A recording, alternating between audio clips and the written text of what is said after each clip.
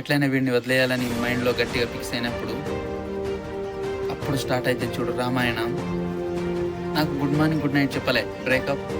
2-3 సార్లు కాల్ చేసిన, బీజీ వచ్చింది, బ్రేకప్. ఆన్లైన్లో ఉన్న నా మెసేజ్కి రిప్లై ఇవ్వాలి, బ్రేకప్. ఇన్స్టాలో నా ఫోటో షేర్ చేసిన నువ్వు చూసి లైక్ చేయాలి, బ్రేకప్. ఇద్దరి మధ్య ఉన్న రిలేషన్ బ్రేక్ అవుతుందంటే అది డెఫినెట్గా థర్డ్ పర్సన్ వల్లనే అవుతుంది.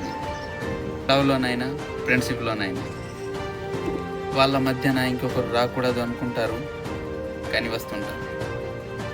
వచ్చిన వాళ్ళు ఎంతలా నమ్మిస్తారంటే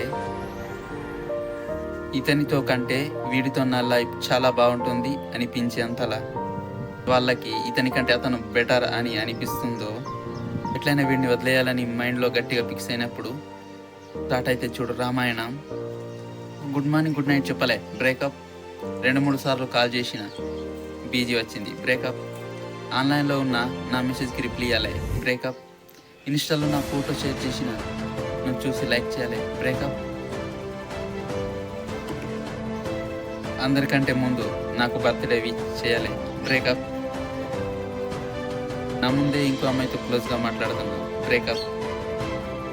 ఇంత చిన్న రీజన్స్కి బ్రేకప్ చెప్తున్నారంటే అర్థం చేసుకోవాలి. ముచ్చటగా ముద్దులు పెట్టే 3వ పర్సన్ ఎంట్రీ ఇచ్చాడని. ఎంత చిల్లరగలంటే వీళ్ళు చెప్పకూడదు.